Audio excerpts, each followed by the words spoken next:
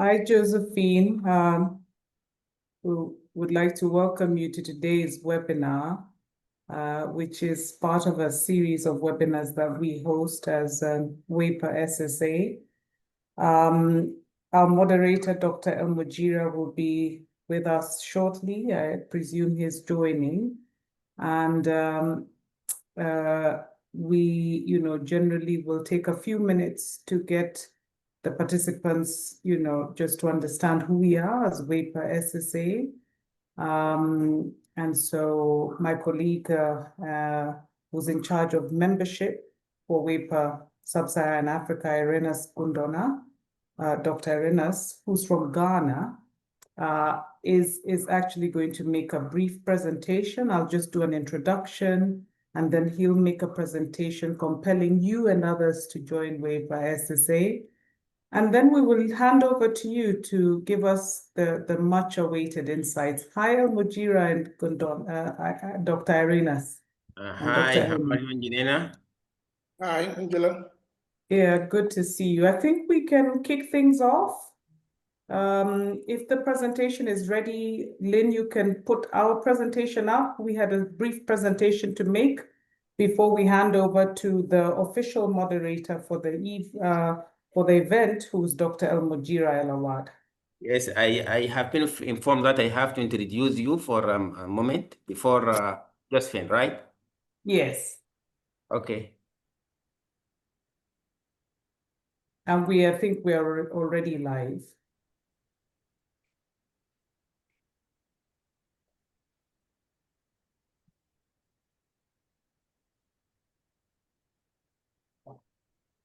Elmo, do you want to go ahead and do the introduction? Thank you. Are we online now? Yes. Okay. Good day, everyone. A very warm welcome to our live webinar titled African Shifting Media Landscape, a highlight of finding from Afrobarometer. We are delighted to have you with us today, and hope this session proves insight, engaging, and great value of your work and interest. It is our pleasure to introduce our moderator, Ms. Josephine Sanny, Director of Communication at Afrobarometer. She's a seasoned communication expert, and we look forward to rich discussion. Thank you again for joining, but before that, we will hear from Ms. Before we hear from Ms. Josephine, it is our honor to first welcome Angelina, President of WAPOR Sub-Saharan Africa, to offer a few opening remarks.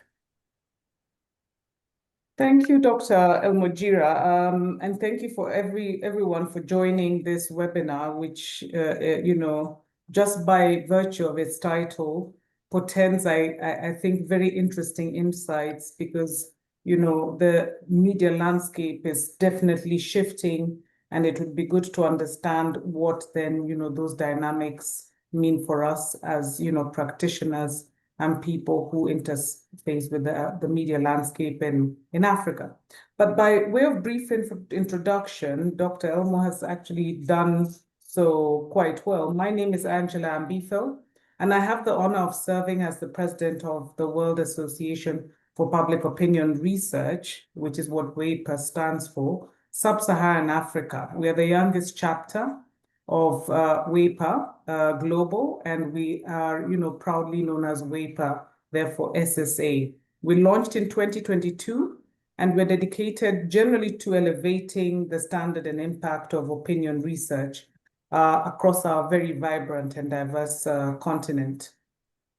Our existence is really to ensure that our voice as Africans, which is rich, diverse, and very powerful, is aptly captured as young democracies, well represented, and leveraged through scientific public opinion research to inform policy, to empower communities, and to uphold democratic processes.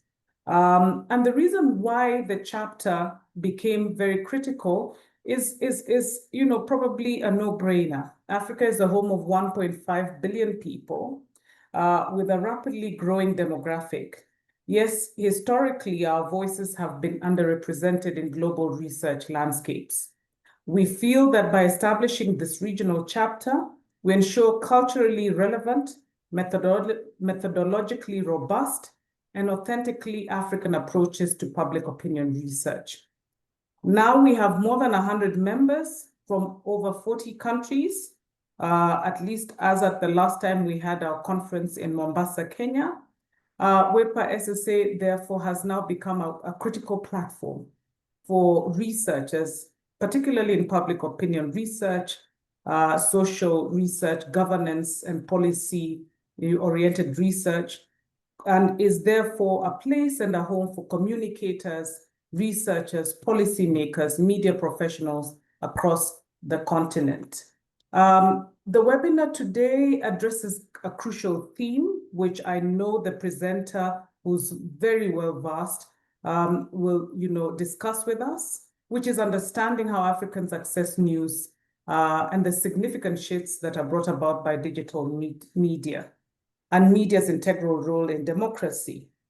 But we are urging you to give us just a few minutes, because these webinars take place fairly often, and we have a lot of other value adds that we provide as WAPOR SSA once you're a member, to invite my colleague and the chair of our membership committee as WAPOR SSA, Dr. Irenas Gundona, to basically give you a very short, compelling presentation. It won't take more than 5 minutes on why you should join WAPOR SSA. The membership that he'll be talking about will offer you networking opportunities, skills development, access to cross-cutting research methods, and active participation in shaped, informed, inclusive public discourse across the continent. So Dr. Mujira and our guest speaker, please allow us to, give Dr. Gundona a few minutes to give us the compelling presentation. Arenas, please go ahead. Thank you. You're more than welcome. Welcome, Doctor. Thank you. Thank you, Angela. And good afternoon, good morning, good evening, depending on where you are in the continent today. Lane, if you can get the presentation up so that we...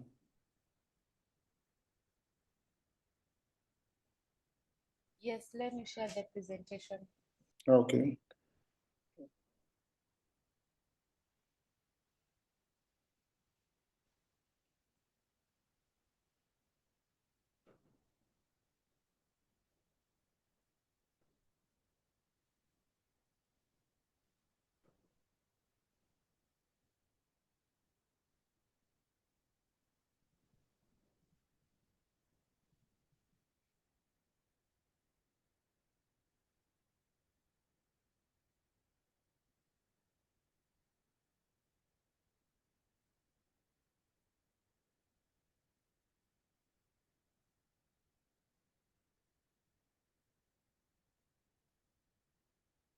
Yes. Okay. Yeah, thank you, Lynn. Can you project it, please?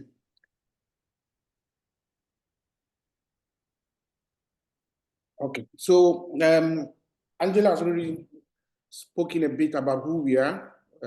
We are WAPO Sub-Saharan Africa, and the necessity for coming up with this chapter, just to also showcase Africa, what we've got. Sometimes you'd see that the global blueprints are quite different from what we do in Africa, because we have very unique continent, diverse language, in terms of infrastructure and technology, we are lacking behind.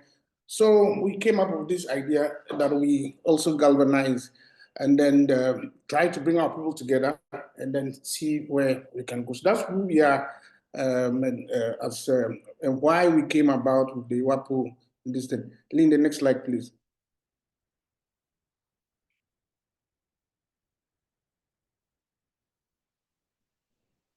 Lynn, next slide. I think there's a delay. This is sort of, we can wrap this up in 5 minutes. Yeah. Okay. So what are, in addition to some of the auxiliary benefits that you would get as a WAPOR SSA member are key 5 benefits. So we would offer you a platform to showcase your expertise to the world, just like we are doing today. You would save while you learn, especially for we, the professionals and students as well, and also help you find a voice in the global community. You would stay in touch with cutting-edge innovations, which my colleague Angela alluded to. It also expands your reach through global connections. So let's pick these things one by one and try to unwrap them. Next slide. Yeah, so if you become a member of WAPO, you would be listed on our global directory where you can showcase your comprehensive profile. You share your professional credentials, which would increase your visibility within the research community and also connect you with collaborators and clients. So that platform is quite unique. And the directory listing also serves as a powerful tool for networking for you and your career advancement in the field of research.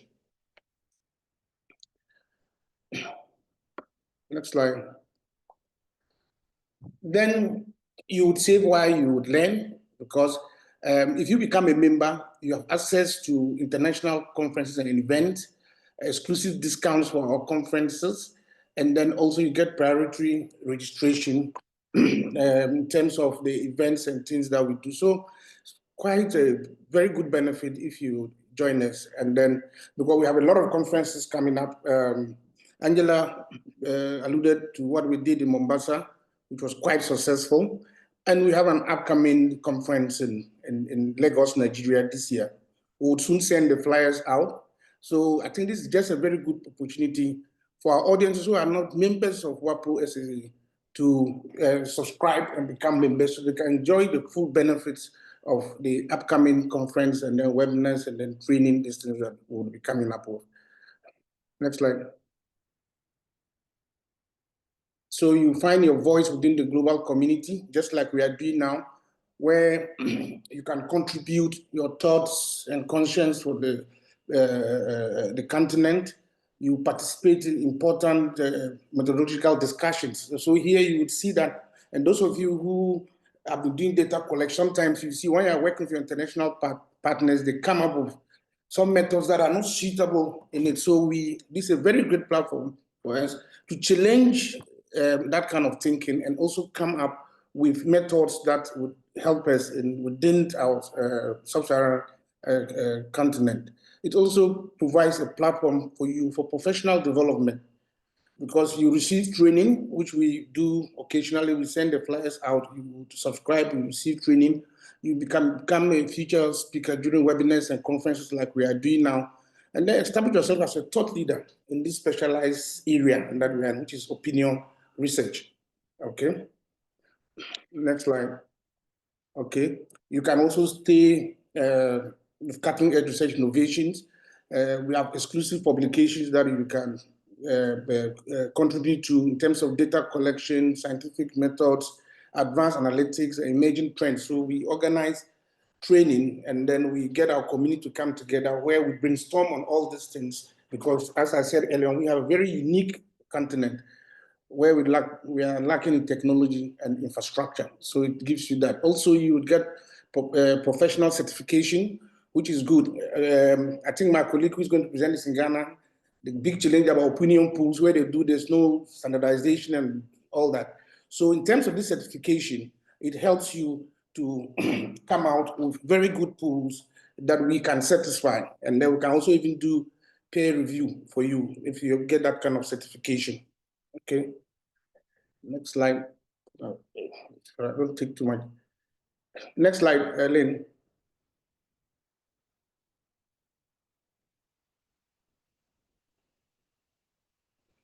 Okay. Okay, so we have two membership paths. One as individual members and then student membership. So it's $50 to join as an individual member, and then it's $10 to join as a student in BA, MA, or PhD students, provided you can just provide us that your certification that you are currently enrolled, you would get you on board as this. Then we give you a platform where you can write papers, we give you the platform like we are doing now for you to do your presentations and then reach out to the world. It helps you build your confidence, build your ability to connect with the rest of the world. So it's just $50 for individual members and then $10 for student members. Okay. Lynn, next slide.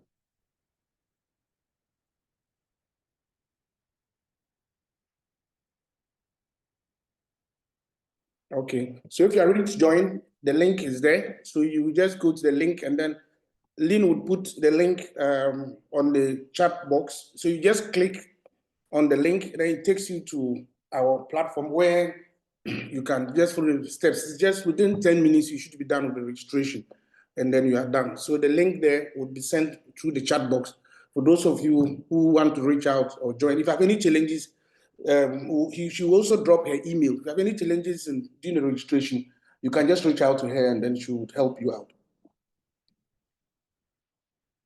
Yeah, so as I said, you just go, you select the membership category, you complete the registration form, you submit the necessary documentation, as we said, and then voila, we are gone. So that's the link there again, and she'll put it in the chat box, then we pick it up from there. So I think, thank you. I yield back to the moderator, and then we can quickly get the webinar. Great. I think I just want to add one thing. Thanks, Sirenasa. I just wanted to add that next year we're having our second, conference, and it portends to be a big conference. But one of the precursors or qualifiers for the conference is you have to be a member of WAPOR SSA. And I think as people attending the webinar now, it would be a good idea to join in good time so that you can plug in well, because we will have presentations of papers and discussions on various topics as we did last time with like-minded people from various, disciplines, including academia. And so the time is just ripe for you to, go to the link and join so that you start planning with us as we plan for this, second big conference that we're going to have in Lagos. Thank you. Thank you, Angela, and thank you, Doc, for the informative presentation on WAPOR Sub-Saharan Africa membership. We truly appreciate the valuable insight. Now we invite our speaker for this webinar, Ms. Josephine Sanny, to begin her presentation. We wish everyone a valuable and insightful session.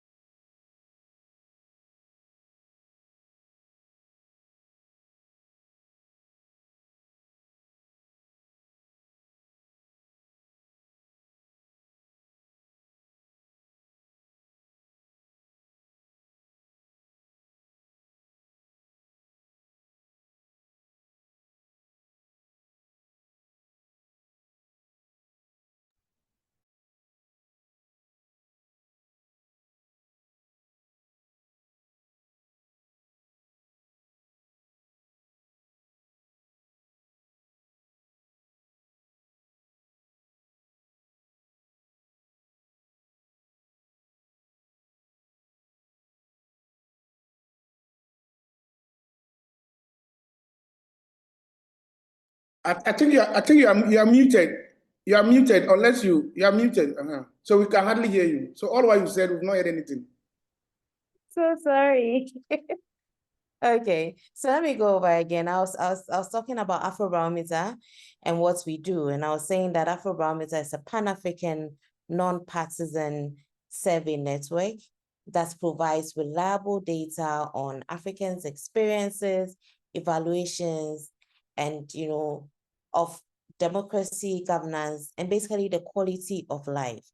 Why do we do this? We want to ensure that when policymakers are making decisions, the voices of the ordinary African would reflect in such policy. Now, we've been doing this since 1999, and we conduct our surveys in rounds.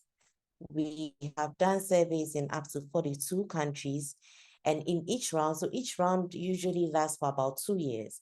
So for each round, we'll do the surveys in all maybe 30, 35, 39 countries, and then we put together the findings, share them thematically, you know, so that we're able to look at the continental picture, but also do the comparisons according to countries and regions. Then we plan for the next round. So we've actually completed 9 rounds so far, and we are just about to complete our 10th round. We have just a few countries left, and then we've actually started planning for our 11th round of surveys. Now, this map shows a snapshot of the countries where we have our footprints in so far. Now, the areas shaded gray are the places where we've not been able to conduct surveys yet. And it's usually due to a host of reasons, including the non-availability of reliable census data. In every country where we work closely with the National Statistical Service to draw the sampling, the enumeration areas for us.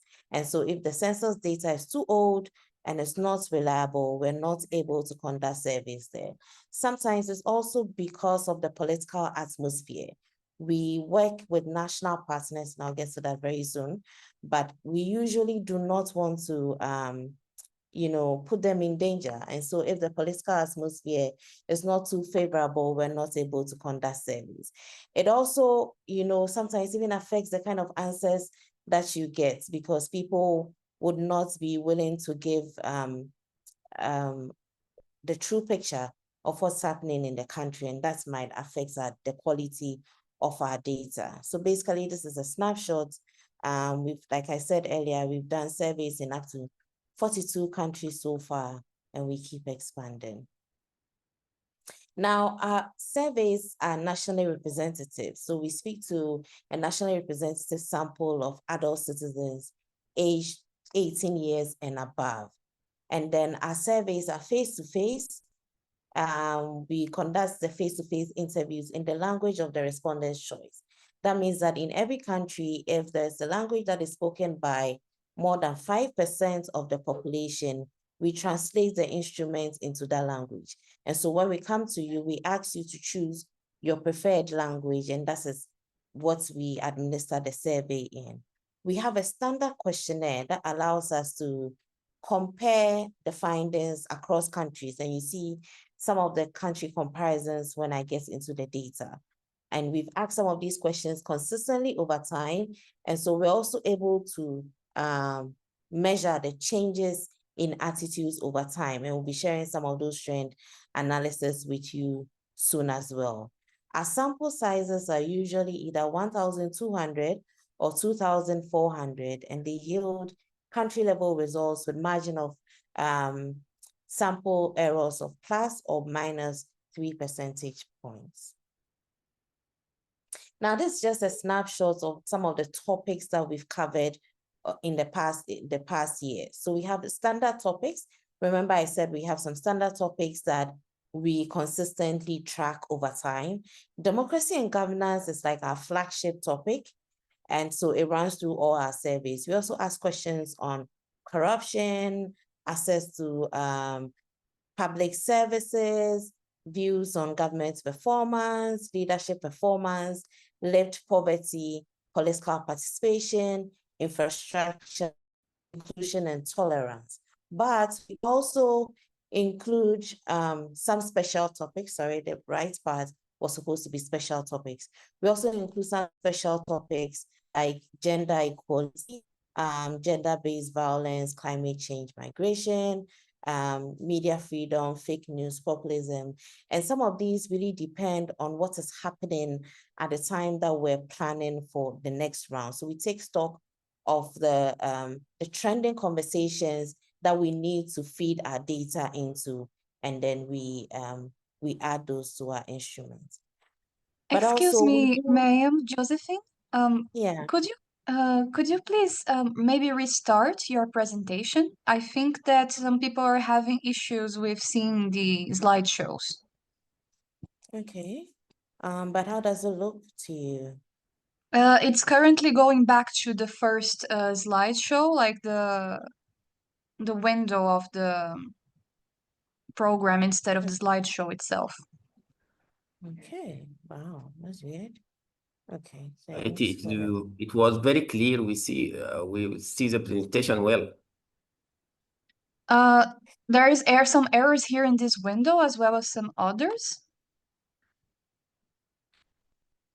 Just maybe start again, and I think the issue should be resolved.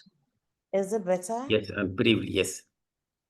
Okay, in the interest of time, because they could hear me, right? Those were just like introductory slides talking about Afrobarometer. So if you don't mind, and if they could hear me, I'd like to continue because we probably wouldn't have much time to start.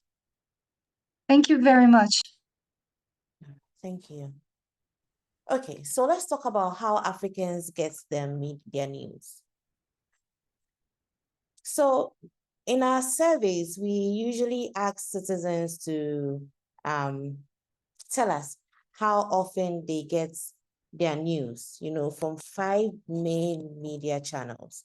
So there's a radio, television, newspapers, internet, and social media. And our findings show that the radio remains by far the most popular or the most popular source of news in Africa. So we see that about 2/3 of Africans say they get their news at least a few times in a week. And then we have about 41% saying that they get their news from the radio every day. Next, we have television. We have about 54% saying that they get their news from television at least a few times in a week. And this includes 39% who say they get their news from television every day. And then it's followed by digital media, which is social media and internet. So we have 45% saying they get their news from social media at least once or at least in a few times a week. And we have 33% saying they get their news from social media every day. Equally, we have 41% saying they get their news from the internet at least a few times in a week, with 30% saying they get their news from the internet every day. But consumption of newspapers is the lowest, where we have just about 15% saying they get their news from newspapers at least a few times in a week. And if you look at those who are saying they get it every day, it's just 6%. Now, how has this changed over time? When we look at the 31 countries that we've tracked consistently between 2014 and 2023, our data shows that regular news paper consumption has consistently remained low and has consistently been decreasing. So it's fallen from 22% in 2014 to 15% in 2023. And so we see that there's been a 7 percentage point decline. Now, radio and television news consumption have been consistently high. So if you look at radio, it's fallen a bit by 5 percentage points from 71% to 66%, but it's still consistently high. And then television. We still cannot have access to the slides. I don't know. Wow. We are speaking extempore. Don't have access to the slide. So if you have a challenge, you can send it to Lynn and they'll project it for us. Yes, I think I should. I'm sorry about that. But let me just quickly share the slides so that you can follow. There we go. We can see it now, but we see it in the PowerPoint window. Let's project that we are good to go.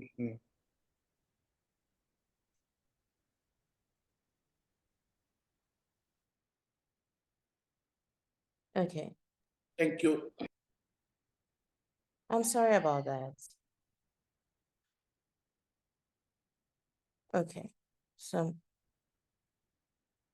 So you do see my screen now?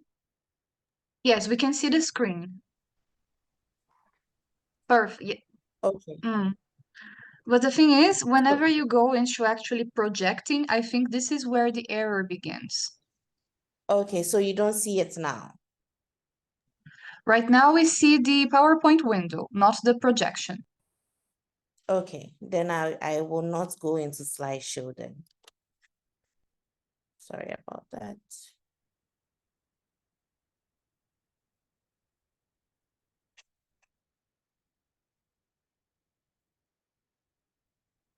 All right. So we're talking about news media consumption, and we said that radio is the most popular source of news. And I was talking about Sorry, we how can't see the slideshow. We can't see even the slideshow.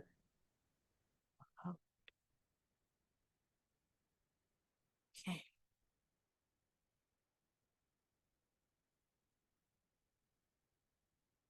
If you want to present the slideshow, even if the window is showing, that's okay.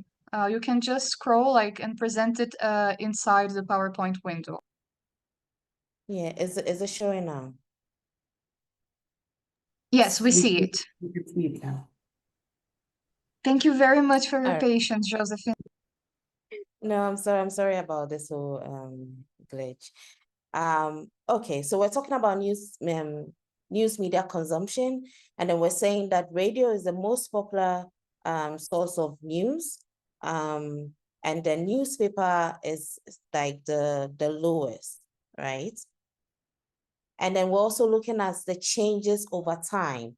And so here I was saying that newspaper consumption remains low, and it's been consistently decreasing over time. And so it's fallen from 22% in 2014 to just about 15% in 2021, 2023. And then I was also talking about how radio news consumption has decreased modestly by 5 percentage points, but it still remains consistently high. And television news consumption hasn't really changed at all.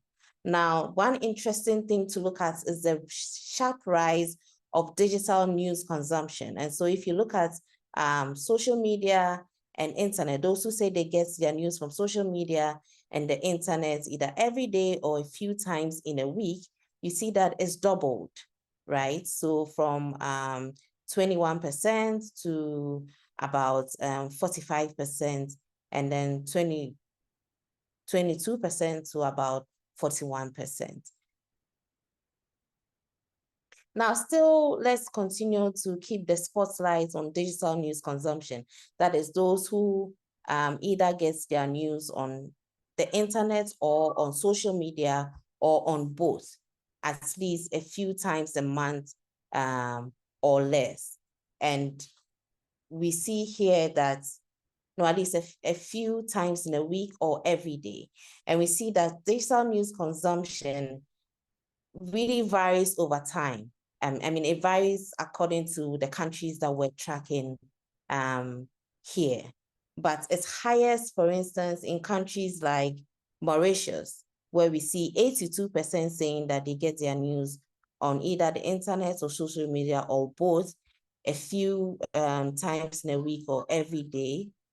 So we have Mauritius, we have Gabon, we have Morocco, South Africa, Seychelles, Cabo Verde, recording really high levels of digital news media consumption. But on the other hand, we have countries like Madagascar, Ethiopia, Uganda, Malawi, Tanzania, and Niger, still recording really low levels of digital news media consumption. Now here we're looking at the changes in regular digital news media consumption over time. And so we're comparing the findings we got in 2014, 2015 to what we got in 2021, 2023. And you see here that when it comes to the increase, so basically for all the countries that we track, the 33 countries that we track consistently in these two rounds, there's been a growth in the use of social media and internet for news. But the growth also varies according to the countries. And so on average, regular news of social media has increased by 15 percentage points, and the regular use of internet news has increased by 12 percentage points. But countries such as Cameroon, Gabon, Togo, Cote d'Ivoire, Mauritius record really high levels of increase. Whereas in countries like Nigeria, Mozambique, Uganda, and Liberia, already the levels of digital news consumption is low, and the growth is also pretty low.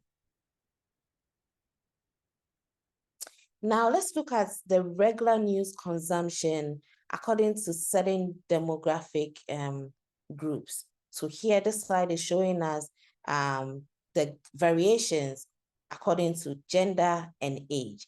And the data shows here that when you look at age, the women trail behind men when it comes to news consumption, you know, by all the channels. So by radio, television, social media, internet, and newspapers, the women consume less news. It means that generally women consume the news less often than men. But when you look at age, we see that radio, remember what I said about radio, that radio is king and is the most popular source of news, right?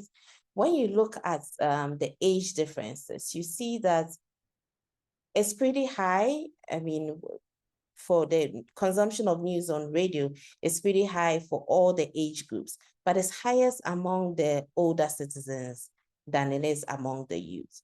And then television is basically the same for all the age groups.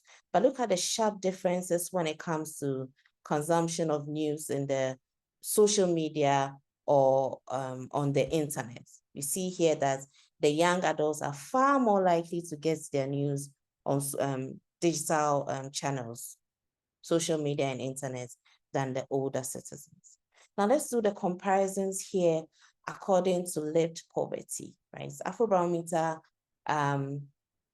measures lived poverty, people's experience with poverty, by looking at the level of deprivation of key necessities, which is cash, water, food, fuel, and medical care, right? And here, we see here that when it comes to radio, the access to radio news is pretty the same across all the, let's say, economic bandwidth. So the rich are just as likely as the poor to get their news on radio. But when you look at television, you see that those with low lived poverty, meaning that they are more economically well off, are more likely to consume their news on television, social media, internet, and the newspapers. So the richer citizens are more likely to get their news on television, social media, internet, and newspapers, while the poorer citizens are less likely. So there's a sharp contrast when you compare radio news consumption to the other four. Now, when we look at education, here also you see that radio news consumption is pretty much, you know, you don't see sharp differences when it comes to the level of education as well. But I mean, when you look at the consumption of news on television, social media, internet, and newspapers, then there's very steep variations. For instance, if you look at those who say they get their news on the internet, those with no formal education, we record just about 11% saying they get their news on the internet a few times in a week or every day, compared to 81% of those with post-secondary education. The similar trend when we look at social media news consumption, 15% compared to 83%. Also, when you look at the news consumption according to the rural-urban divide, here we see that with the exception of radio, which is equally popular among the urban and the rural citizens, the use of the other channels is more popular among urban citizens. Now, remember how I talked about the sharp increase in digital news consumption. So how the use of social media news, getting news from social media or getting news from the internet have sort of doubled over the past decade. One would think that the gaps, so the digital gaps according to gender, age, and rural-urban divide would also decrease because the use is increasing. But that's not the picture. Our data actually shows that even though the regular digital news consumption is increasing, the gaps are either the same or increasing. And so when you look at the gender gaps, for instance, the gender gaps have not changed. The gender gaps are the same, right? So in 2014 and 2015, we had 26% of men saying they get their they get their news from digital platforms compared to 16% of women. So the gap there was about 8 percentage points, right? Now, the most recent data that we have 52% of men saying they get their news from digital platform compared to 43% of men. 52% of men compared to 43% of women. So the gap is still persistent. The gap is 9 percentage points. So the gap has not decreased, even though the use of digital media sources for news has increased. And it's a similar story when you look at the age gaps as well. So in 2014, 2015, the age gap between the young, those who are 18 to 35 years, and then the older citizens was just about 20 percentage points, right? But just looking at the most recent data, the gap is 18 percentage points. So it hasn't changed. But when we look at the rural-urban divide, there's an interesting trend.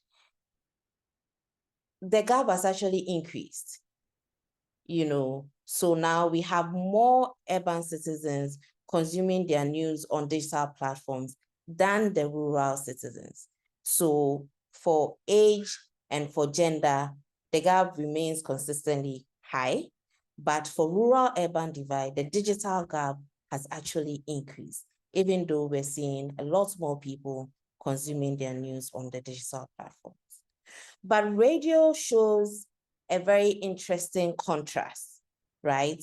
So we saw that, initially, when we looked at the trends, the news consumption of radio had actually decreased a bit by, I think, 5 or 6 percentage points, right? But the gaps, when you look at these social demographic groups, rural, urban, gender, age, education, the gaps are smaller, or in some cases, they've even decreased. So there's a paper on this findings that I'm sharing with you, and I'll share the link right after the presentation. The author said radio is actually the most democratic source of news because it's sort of everywhere. It transcends the rural-urban gaps, and the poor citizens are also able to access the news on radio. So everybody gets their news on radio, and it's the most popular. Now, apart from asking about news media consumption, we also usually ask citizens, we collect data on citizens' attitudes regarding the role the media should play, the role government should play in regulating the media or not, and the extent to which the media should be free to do their work. And so we're going to look at some of those findings. And one of the main things that we ask is whether the media should check government or, avoid negative reporting. So we ask the citizens to tell us what they agree with. 2 statements. The first statement says that news media should consistently investigate and report on government's mistakes and corruption. So that means that the media should play a watchdog role over government. And then state two also says that there's too much reporting on negative events like government mistakes and corruption only harms the country. So the data shows that we have about 72% who endorse the watchdog role of the media.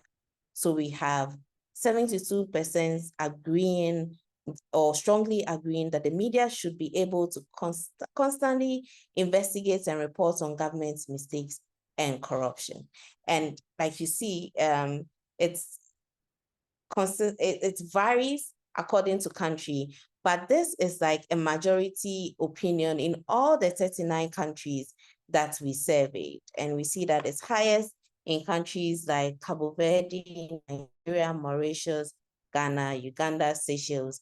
But in countries such as Mozambique and Sudan, we just barely made it to the majority.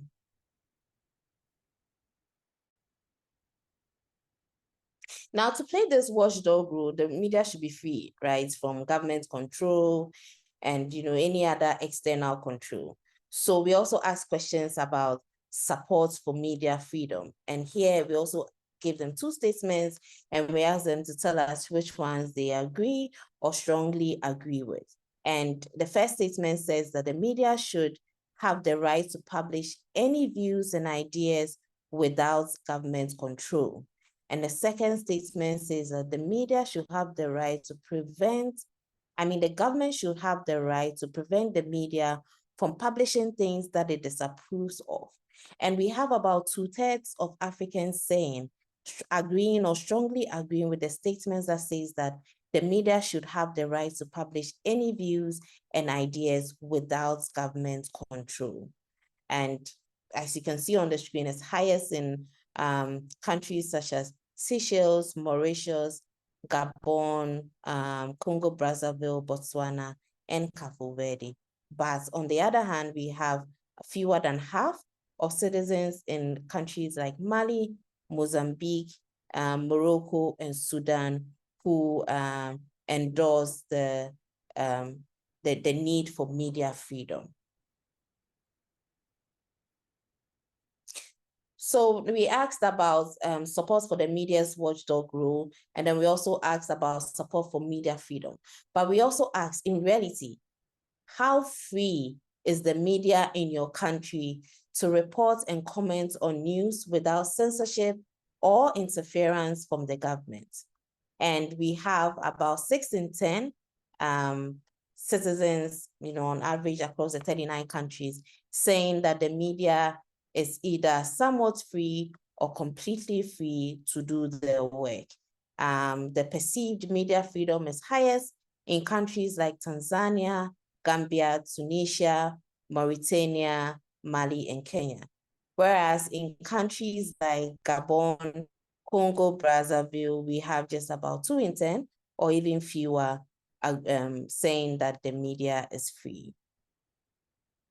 So just a brief summary of the findings that I've shared so far. One, radio remains by far the most common source of news in Africa. And we see that about half of Africans also say they get their news either from social networks or from the internet. And internet news consumption is increasing rapidly over time. Now, urban residents or more educated and better.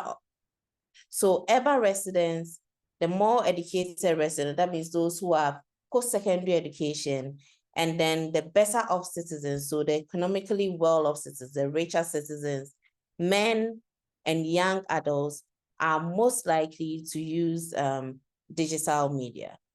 But on most of these measures, the digital divide is actually larger or has remained the same than it was about a decade ago.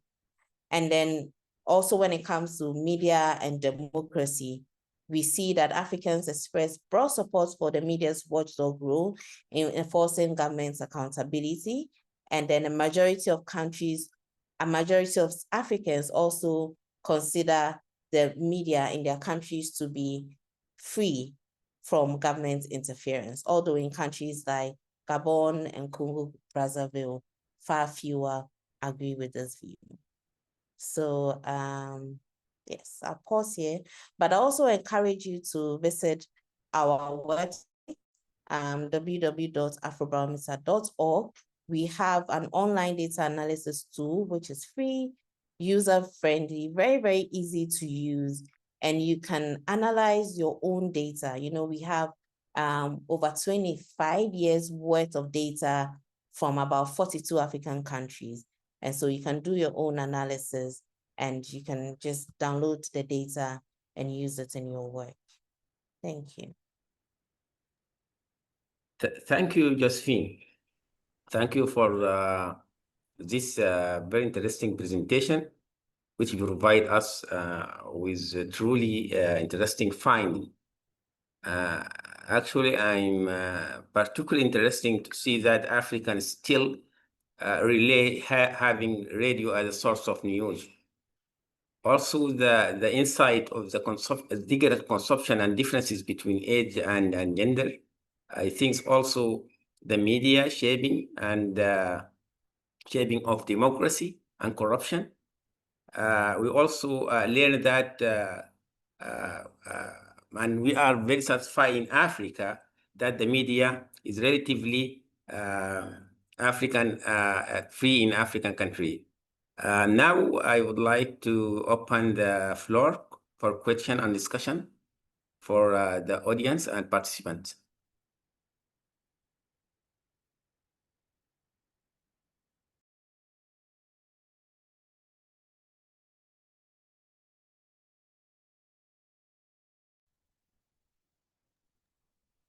Ireneus, your hand is raised if you would like to make your question. Okay, I would like to make, Jocelyn, I just wanted to find out, when you were talking about the digital media consumption across the various countries, sort of like a country like mine, Ghana, was quite low. Then in South Africa, some of the countries was quite high. Did you look at digital consumption and then the illiteracy rate in each of the countries? I just want to find. I don't know if my question is clear. Thanks for that question. So yes, it's very clear. And one of the good things about Afrobarometer data is that you can disaggregate these things according to various demographic groups, like I did earlier, but these were showing the continental picture. We can do that for Ghana. So maybe if you can just send me your email address, we can analyze that for Ghana and then see how the digital news media consumption varies according to the various educational levels.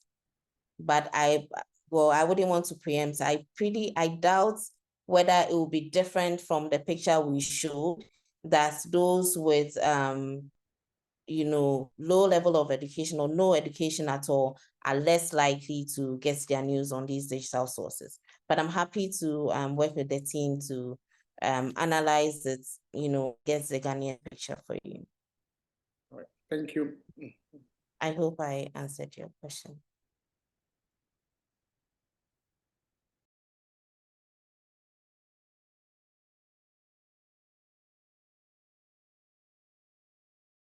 I have seen a question in the webinar chat, so I'm going to read it now. The question is, has Afrobarometer noticed any differences in media trust between countries in conflict versus stable regions?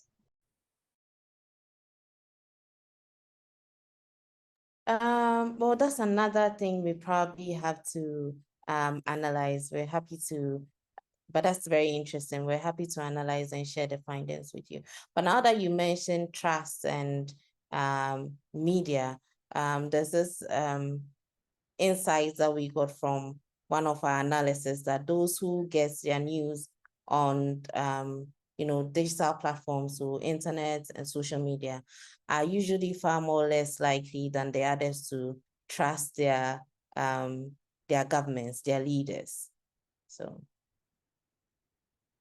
but we will look at this and then share with you. If you can kindly share your email address with the organizers, we will dig deeper and share, run these findings and share with you.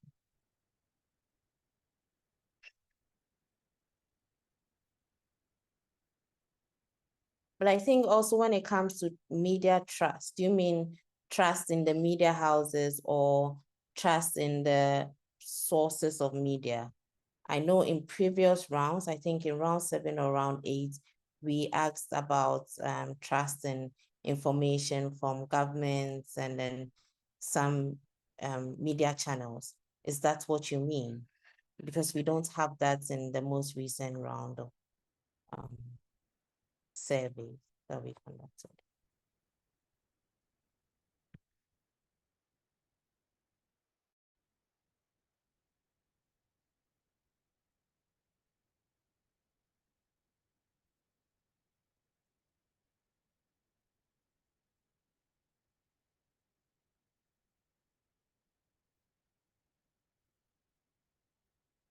If anyone has other questions, you can either raise your hand and I can, okay, I see that there is a raised hand, one moment. No, the hand has been lowered. If anyone has questions, you can either write it down and I can read it. Okay, so we have 2 more questions. I'm going to read one. It says, can storytelling with data shift public opinion or influence public policy making in African countries? Any examples?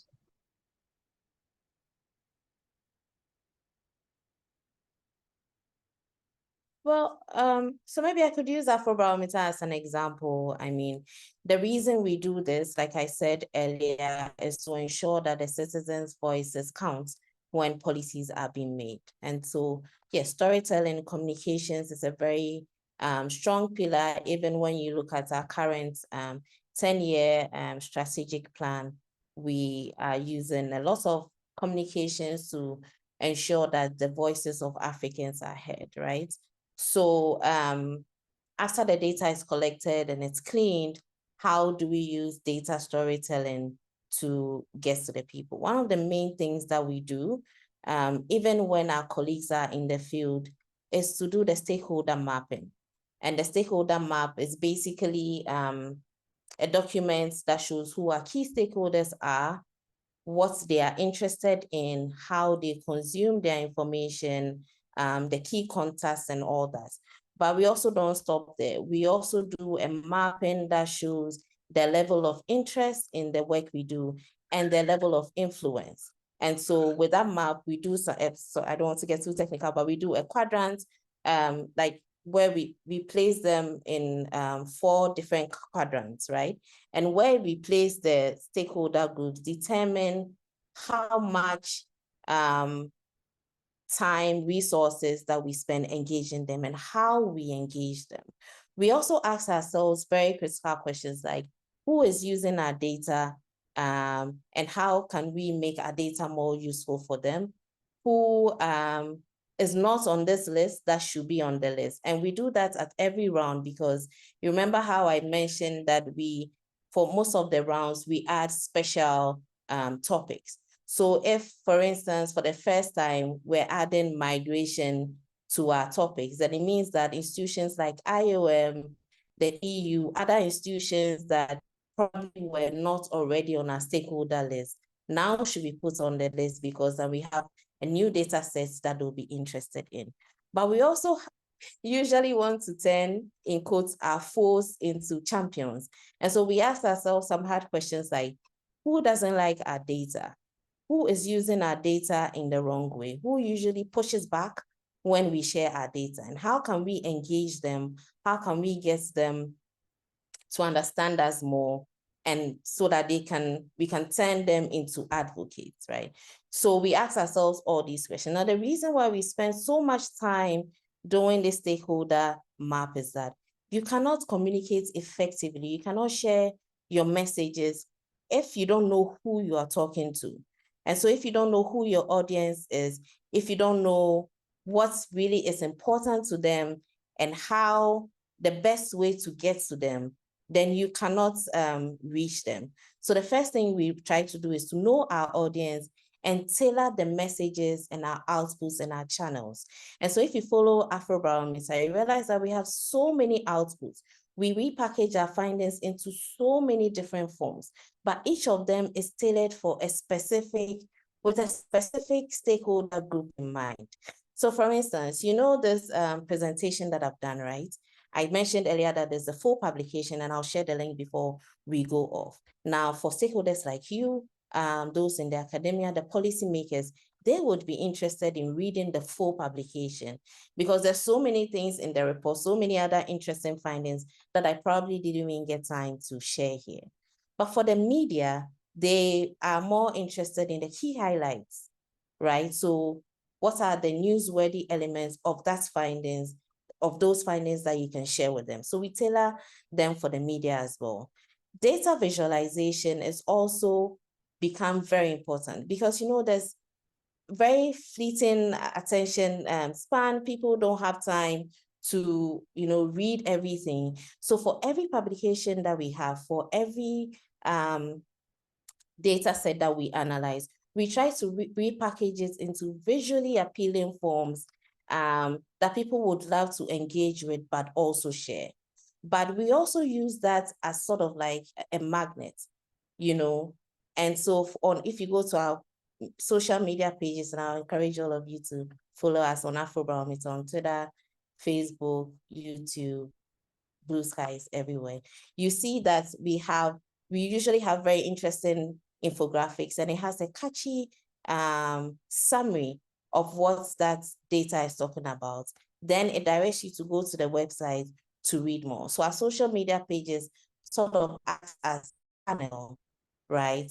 But we try to, like I said earlier, we try to repackage our findings into so many forms. We have infographics, we have the press releases, we have the publications, and then we also do animated videos, etc. One of the main things that we're also trying to do nowadays is, consistently, we want to feed our data into trending conversations. And so even when we are deciding on what events to organize, what paper to write, we always want to make sure that it is being linked to current events, it's being linked to policy debates, it's being linked to people's lived experiences, so that we're not just putting out the numbers, but we're showing why the findings matter at the time where they matter. Now, speaking of not just putting out the numbers, you realize that we don't just come and bombard you with findings. We try to couch narratives, you know, and I think that's when the storytelling, the data storytelling comes in. It's not just about putting out the numbers. A lot of people don't like engaging with numbers. People get dizzy when they see the numbers. What is the story behind the numbers? And so we dig deeper to find the narratives. We dig deeper to highlight the trends, the comparisons of the various demographic groups, the comparisons across countries. You know, sometimes we come to tell you that, you know, contrary to what people are saying, that's not what our data says, right? I remember when in 2017, we put out our first set of findings on migration. And a lot of people were saying people want to migrate to the US, people wanted to migrate to the Europe and all that. Our data came and said, no, contrary to what people think, a lot of people actually would want to migrate into another country within Africa. So that was the story. You know, we didn't just come and put out the numbers, but data storytelling is very important. Like I said, highlights the narrative, highlights the surprising factor, you know, highlight the trends, how attitudes are changing over time, and how, you know, most of the time I say that when you show the averages like that, you bury the story. Sometimes the stories are actually in the demographic differences. And I think we saw that in my presentation today, where you realize that, yes, digital media consumption is rising, right? Radio is still king. But for instance, if you want to share your data, you want to do like a media campaign, you know, most of us are researchers. So you conducted your research and you want to share it with the media. First, I talked about knowing your audience, right? So you want the rural schools. which channel would you use? Our data will show you that if you want to share our data with a rural folk, then you wouldn't really get a lot of impact if you go solely according to digital media, because Afrobarometer is saying that the use of digital media is increasing. You are better off using radio, because you know that with radio, the poor people can access the news, and also those in a rural area. So you'd rather maybe partner with community radio stations to share those findings if your key target is the rural folk. But if you're targeting urban residents, then you'd want to go with social media. And so these are some of the things that the nuances that we bring out when we are doing our data storytelling. We don't just put out the numbers. And then finally, I talked about data visualization, but we're also trying to make it simple and impactful. So every infographic that you see on our website or on our social media page is highlighting one key idea, so that we are not, bombarding people with too much information. So we highlight one key angle, one key idea, what we think is probably the most newsworthy or something that's of human interest at that time. And then if you want more information, we direct you to where you can get more information. Thank you very much. I think there are two people who would like to make a question. I'm going to allow the first one, Josiah Kimanzi, to talk. Please, you can go ahead and ask your question.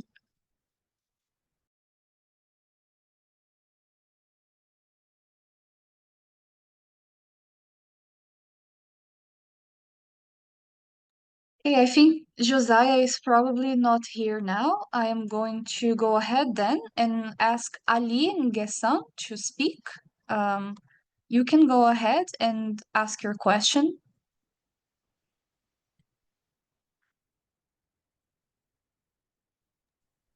Hello, can you hear me?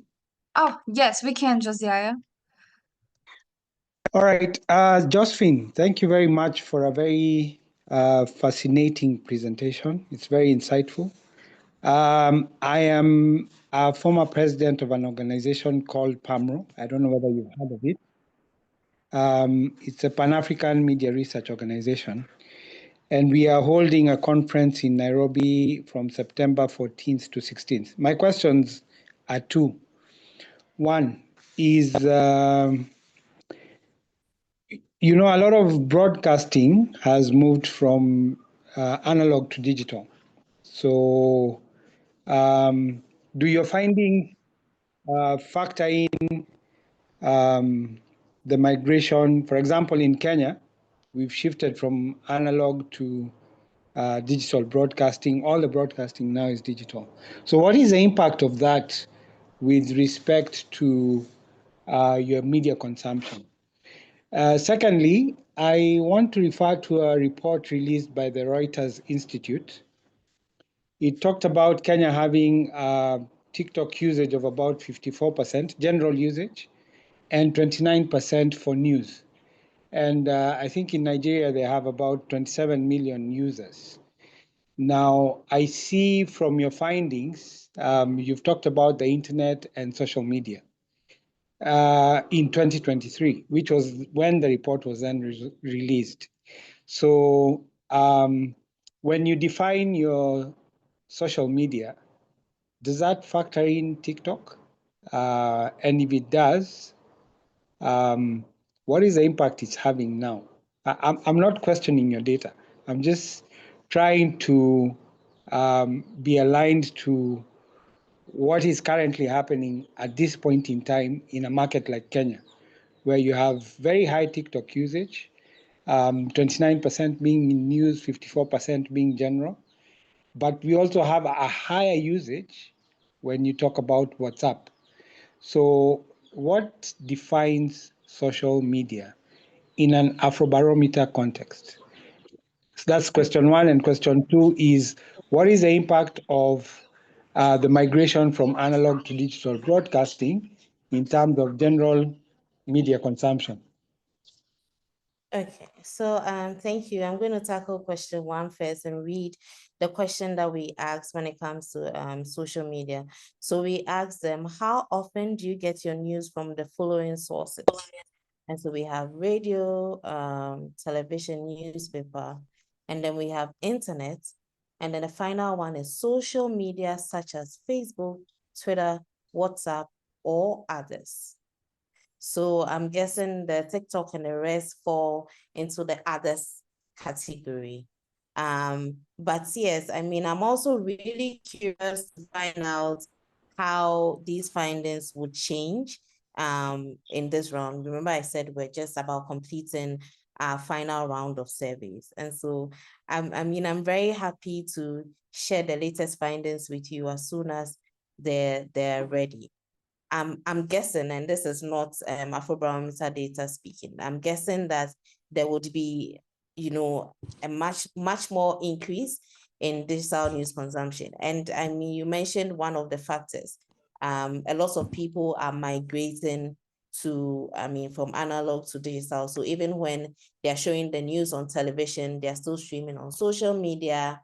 Even newspaper companies now also have online sources, right? But the question was like very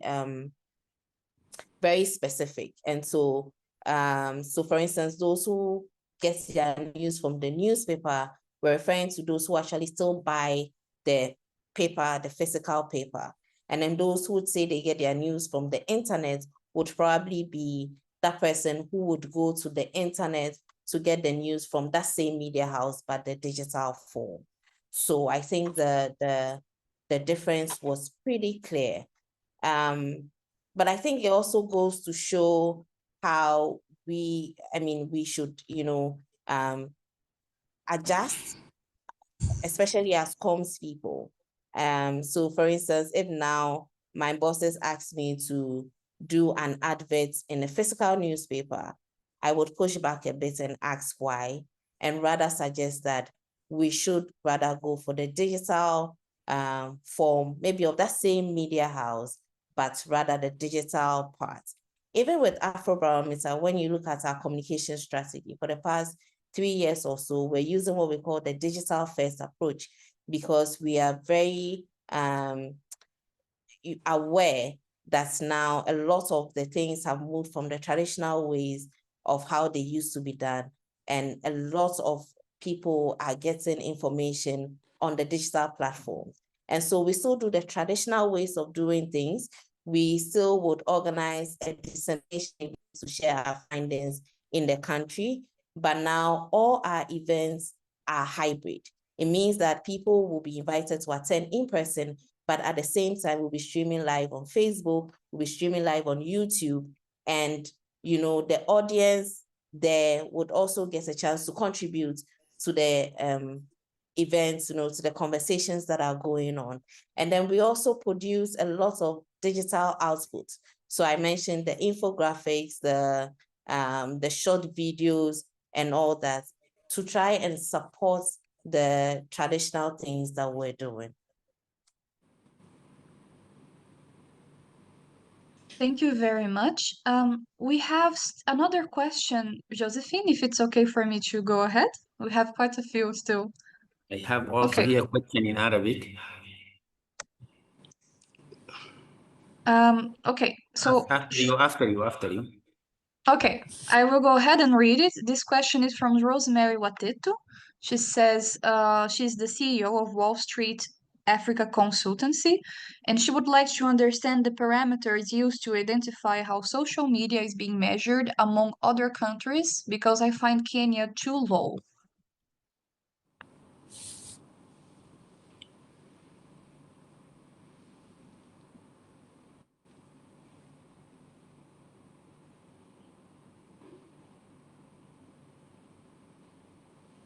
So I think I pretty much answered a question earlier. We asked them how they get their news, and for social media, we asked them social media such as Facebook, Twitter, WhatsApp, and others. But yeah, I'm actually looking forward to seeing how the round 10 data looks like. And I'm hoping that probably we'll have another opportunity to meet like this for me to give you the updates and say, hey, guess what? For Kenya, it's increased since the last time we had a conversation, it's increased to this much, or it's decreased, or it's remained the same. Okay, we have another question, someone who has their hand up. That would be Aline Gessan. Yes, Josephine, thank you very much. While radio is the most listened media, have you seen any difference between rural areas and urban areas? I mean, compared to the populations of these areas, do people listen more to radio in the rural area or listen more in urban area? And if there are differences, how will you analyze these differences? Okay, so let's quickly take a look at the differences according to rural and urban, the rural and urban location. And the data shows that when it comes to rural and urban, it's actually the same. So radio is just as equally popular in the rural areas as it is in the urban areas. And also when you look at other factors like poverty, there too, you see that those who are not rich, the poor, are just, you know, as almost as likely as the rich to be able to access their news on radio. And also if you look at, so when you look at the educational level, then you see that there is there's a gap, but the gap is not as deep as the other sources of news. So that's why we're saying that radio is not just the most popular source of news when it comes to the continental averages, but even when you look at the various gaps, the demographic gaps for the use of radio is either non-existent or very small.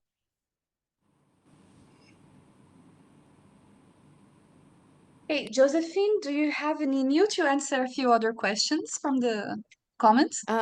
So I saw a question, I think about Tanzania. So there's whether government should be able to control the media. So with that one, we have, it's sort of like a wish. It's like support for media freedom, you know, whether government should be able to control the media or whether the media should be free to publish, right? And then they're saying that 44% are saying the government should be able to control the media. But there's another question that's asking how free the media is. And that is like, in reality, how free do you think media is? And we have a large majority saying that the media is free. So it's really not a contradiction as Colin is saying. I think it's just painting the picture of what is happening and what the people want.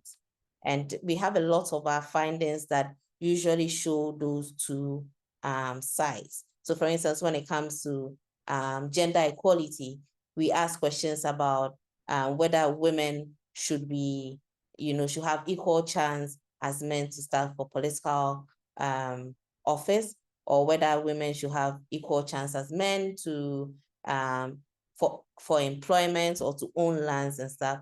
And then we come back to ask, in reality, you know, how much opportunities do you think that the women have? And so sometimes there is that disparity that they want this, but in reality, this is where we are.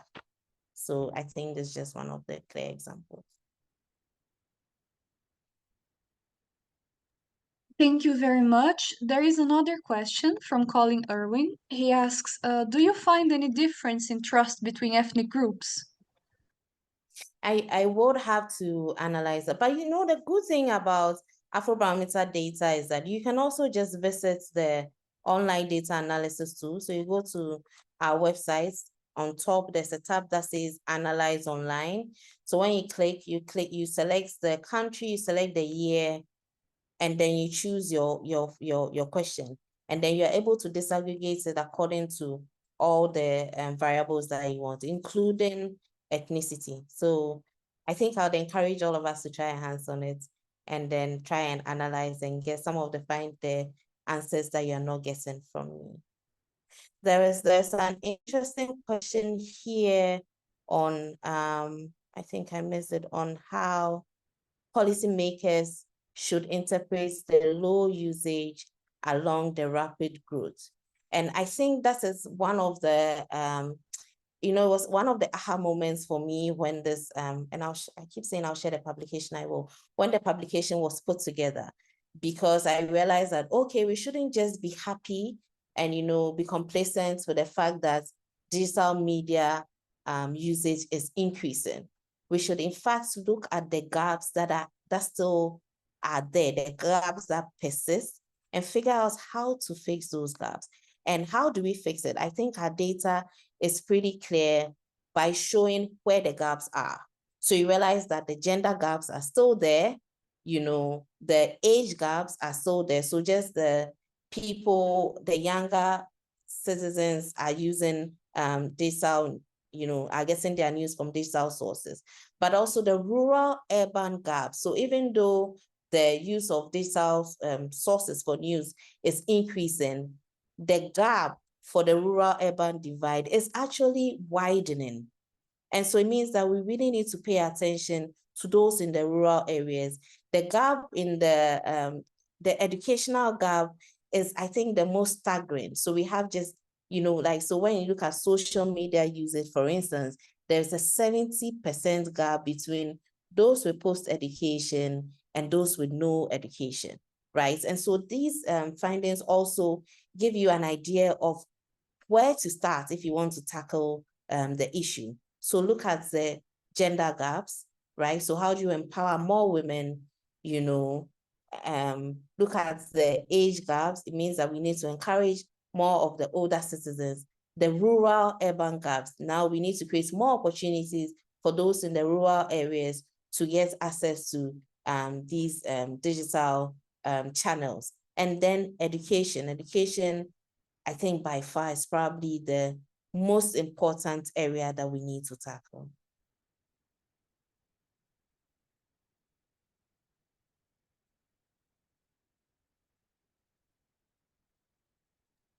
Thank you very much. There is another question from Sana Dafoiri.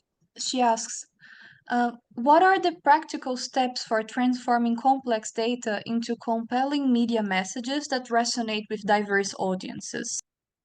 I think I spoke a bit about that. So first, know your audience. You really cannot do anything. You can't start analyzing without knowing who you're going to speak to, right?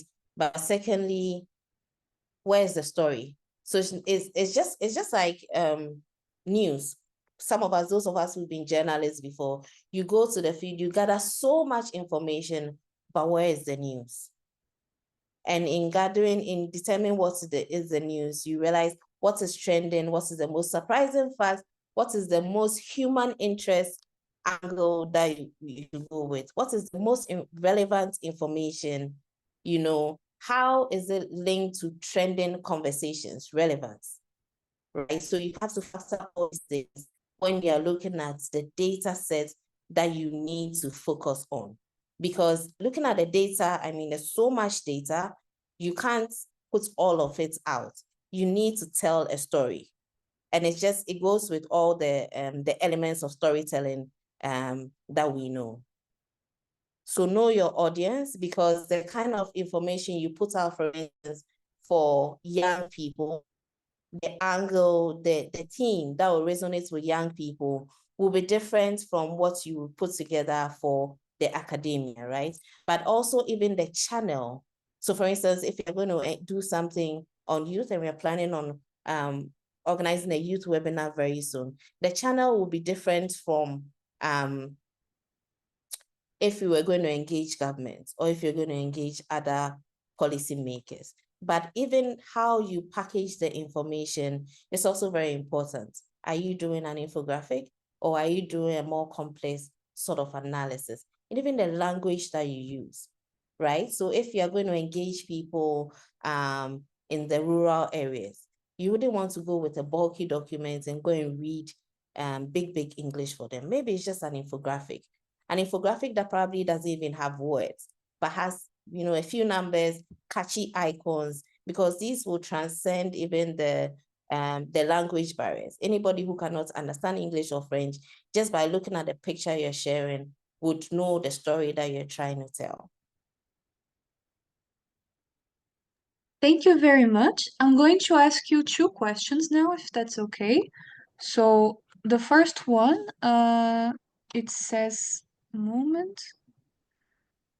Okay, the first one is there a specific site where I can track the reach of a particular news item across the media in Africa or the world? And the other question is, based on the Afrobarometer findings, how do you interpret the changes in media trust and access across different African countries?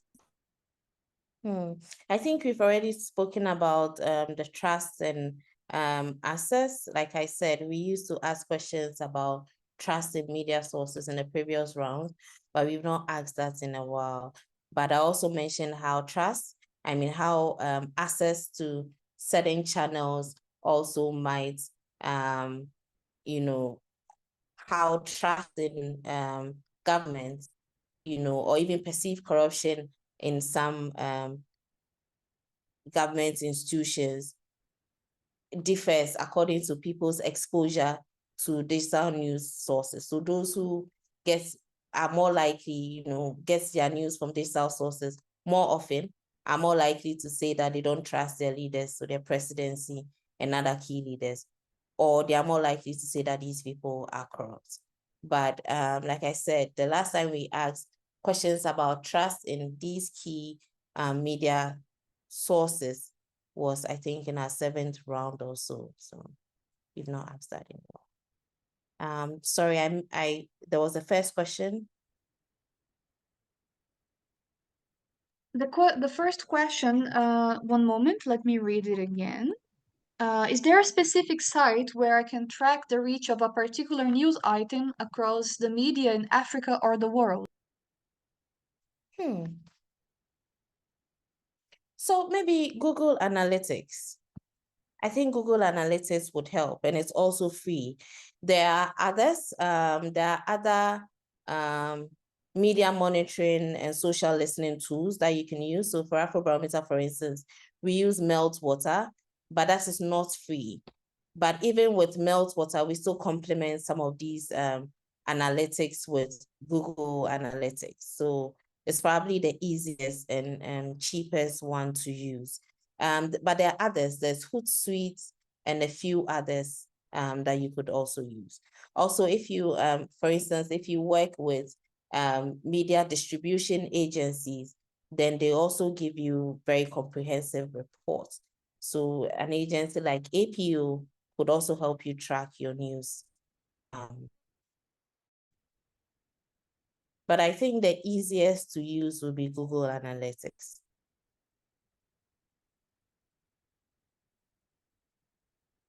Okay, do we have time for another question? We have quite a few still, but Josephine, how is it in there? Since we passed 30 minutes. Sorry? I have one question in Arabic. I said that we passed from the time 30 minutes. I'm not sure what about Josephine and her time. Okay, I think we can take about 2 more. 2 more. Okay, let me, this is not a question. It is, I think, a suggestion from, I think, participant Amani. She's in Arabic. She suggests that why in Afrobarometer there is no like open question and like qualitatives, and let the respondent talk or give an opinion on a topic related to the research itself. This makes the respondent more comfortable and gives the Afrobarometer idea about the survey itself. I'm sorry, that wasn't too clear. Can you take it again? Okay, Amani, one of our audience here, she don't have a question. She only, I think, suggestion. She suggests that why not Afrobarometer in the survey have like open field question, okay, give the respondent to talk or give opinion on the Afrobarometer topic related to the survey. This give Afrobarometer opinion about the topic that on the tools. This is the suggestion. Okay, well, yes, and I mean, we always love your feedback is very important to us. You don't even need to wait for us to come to you for a survey before you give us your feedback. We're always happy to receive your feedback and work for them and work on them. So please keep them coming. Thank you. I think we have to wrap up. And if there is no any question. Okay, can we answer a final question, Josephine? Okay, okay. Yeah. Okay, this question is from Abigail Foti. She's asking, given the rise of digital media in Ghana, how is Afrobarometer tracking the impact of misinformation and disinformation on citizens' perceptions of credible news source and political discourse? Okay, so that reminds me of, I think, the previous round, and let me start finding those publications and sharing them here. We asked, we had a module on fake news and all that, and there's this question we asked about who do you think is more likely to spread false news? And the top on the list was government, but we also had very significant proportions saying that you know, journalists and social media were also, you know, strong sources of fake news. Let me find it and share with you. Okay, that's great. I think we need to end our wonderful presentation here. We know that maybe Josephine going to the airport. We wish her a good, safe trip. And I would like to sincerely thank you and thank all attendees, and through them extend our grateful to Josephine for her insightful presentation on media and public opinion research in Africa. We look forward to seeing our attendees again in another upcoming webinar. Thank you so much. Thank you. So I'm putting a Thank few you. Goodbye. links here.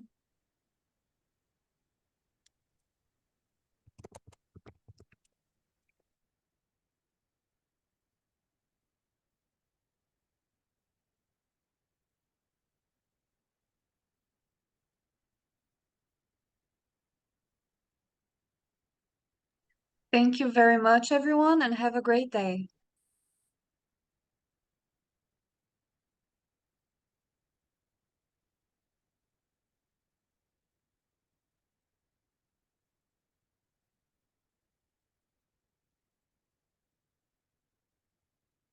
All right, bye.